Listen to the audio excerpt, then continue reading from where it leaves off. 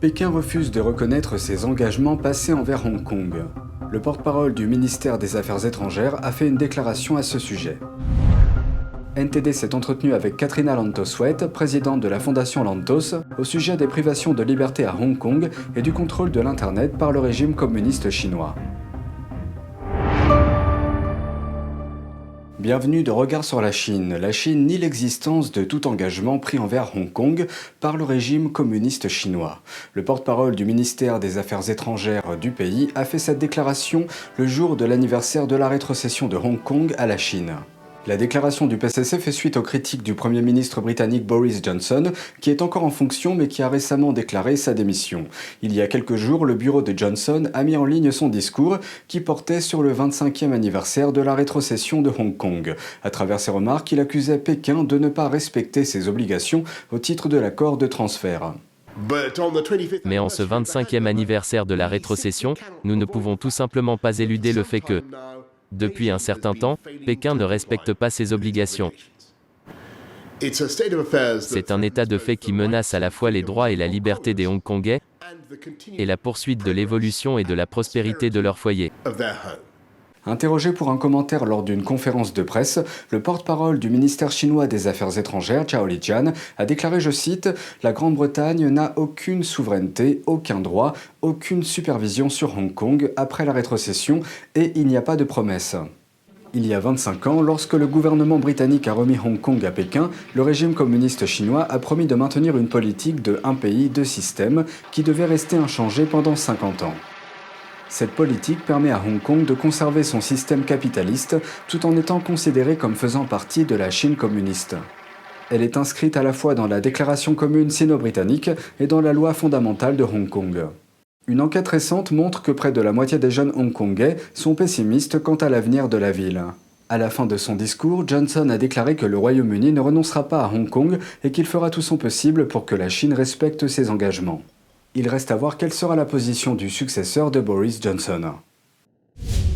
Katrina Lantos-Sweat, présidente de la Fondation Lantos pour les droits de l'homme et la justice, s'est entretenue avec Tiffany Mayer de l'équipe américaine de NTD. Elle donne son point de vue sur les récents changements survenus à Hong Kong.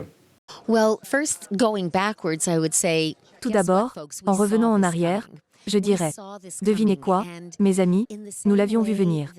Nous l'avons vu venir. Et de la même manière, lorsque la Chine a été accueillie au sein de l'Organisation mondiale du commerce, beaucoup de gens ont dit, sommes-nous sûrs que c'est une bonne idée? Sommes-nous sûrs qu'ils vont jouer franc jeu? Vont-ils respecter les règles du jeu? Eh bien, non, ils ne les ont pas respectées, à leur avantage et à notre désavantage. Mon père avait l'habitude d'introduire, encore et encore au Congrès, une législation s'opposant à l'idée de relations commerciales normales et permanentes avec la Chine pour cette raison précise. Il disait que nous devions continuer à leur demander des comptes. Lorsque la souveraineté sur Hong Kong a été rendue à la Chine, il y a quelques années, de nombreuses voix se sont élevées pour dire « Peut-on compter sur la Chine pour tenir sa promesse ?» Et il est clair qu'elle ne l'a pas fait. Elle a conclu un traité selon lequel Hong Kong conserverait son indépendance, n'est pas le bon mot, mais la possibilité de fonctionner sous le système d'alors, qui était un système démocratique. Nous constatons aujourd'hui que, bien en deçà des termes de ce traité, qui devait durer plus de 40 ans, ils ont complètement anéanti tout degré d'indépendance, de démocratie et d'état de droit à Hong Kong. Il y a quelques années, la Fondation Lantos, dont je suis la présidente, a décerné son plus grand prix, le prix Lantos des droits de l'homme, à Joshua Wong, qui est une autre des voix de la démocratie en Chine et qui a été arrêté et emprisonné pendant une période considérable. Ce qui est arrivé à Hong Kong est une tragédie. Et cela me rappelle que nous devons être plus vigilants en amont, parce qu'il est beaucoup plus difficile de faire marche arrière que d'arrêter immédiatement ce genre d'incursion. On reste en compagnie de Katrina Lantos-Sweat et Tiffany Mayer, cette fois-ci au sujet de l'autoritarisme numérique. Que signifie concrètement ce terme et comment le régime chinois s'inscrit-il dans ce contexte? Voici la suite. Il semble qu'au cours de l'histoire, la façon dont nous obtenons des informations a changé. Aujourd'hui, une grande partie de l'information passe par des plateformes numériques. Il semble que la Chine ait aussi atteint le domaine numérique. Comment voyez-vous l'influence de ce phénomène sur notre façon d'obtenir des informations ? La Chine est le pire exemple de dictature qui a trouvé le moyen d'enfermer ses citoyens derrière un rideau de fer numérique. Winston Churchill est l'auteur de cette phrase célèbre sur le rideau de fer qui s'abat sur l'Europe, car nous avons vu une grande partie de l'Europe de l'Est enfermée sous la domination communiste soviétique.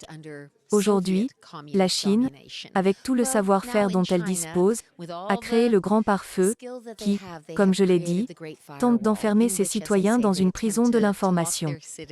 Et c'est vraiment, je pense, l'une des frontières du mouvement des droits de l'homme est liée à la volonté d'abattre le grand pare-feu de Chine.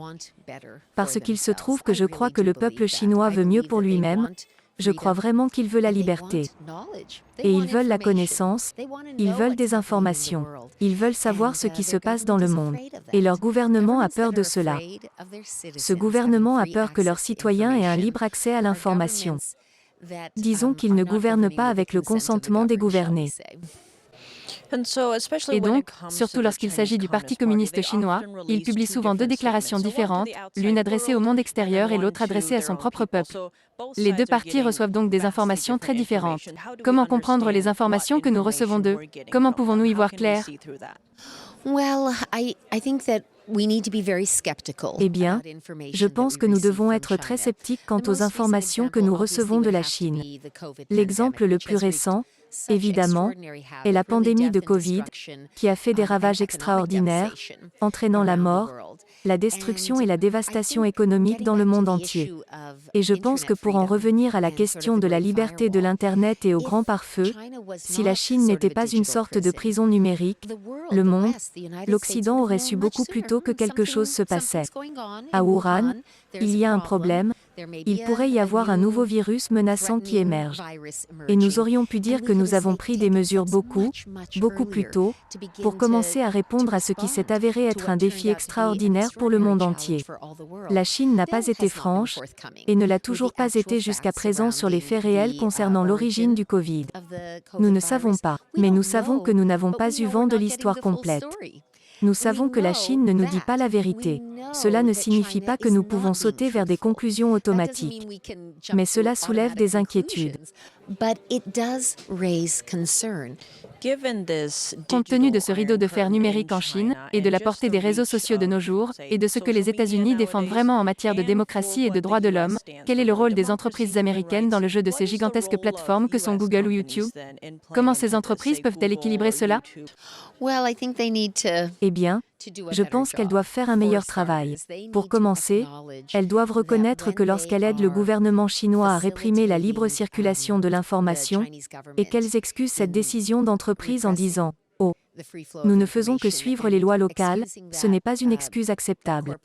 Vous savez, il y a de nombreuses années, mon défunt père, le membre du Congrès Tom Lantos, qui a fondé le caucus des droits de l'homme du Congrès, a tenu une audience, dans laquelle, je crois que c'était Yahoo à l'époque, le président de Yahoo témoignait devant lui.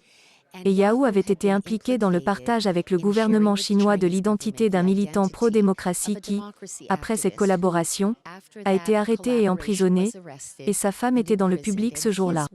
Et je vais vous dire, c'est une histoire assez puissante. J'étais très fière de mon père, ce jour-là, alors qu'il avait en face de lui des cadres de ces énormes et puissantes entreprises technologiques. Il leur a dit, financièrement et technologiquement vous êtes peut-être des géants, mais moralement, vous êtes des nains, pour votre capitulation aux demandes du gouvernement communiste chinois. Et il a demandé au président de Yahoo de se lever et de présenter ses excuses à l'épouse de ce dissident chinois emprisonné, ce qu'il a fait lors de cette audience du Congrès. C'était un moment très fort. Si je puis me permettre, nous avons besoin de plus de voix, comme celle de mon père. Nous avons besoin de plus de dirigeants politiques américains, français, britanniques, prêts à se lever, et, sans utiliser un langage diplomatique poli, sans adopter un ton trop mesuré, prêts à dire « Nous appelons le gouvernement chinois à adhérer plus fidèlement à tel ou tel engagement, nous devons leur lancer un appel. Nous devons maîtriser notre propre indignation face à certaines choses et nous devons y mettre un visage humain. » Je pense que c'est en partie ce qui a rendu cette audience si convaincante. C'est la femme de cet homme qui était en prison à cause de la collaboration de Yahoo suite à une demande illégitime du gouvernement. Cette affaire est devenue une affaire de personnes. Ce n'était pas quelque chose d'abstrait, et je pense que cela a fait une énorme différence. C'est tout pour aujourd'hui, merci d'avoir suivi Regard sur la Chine. On se retrouve demain pour une nouvelle émission, prenez soin de vous et à bientôt.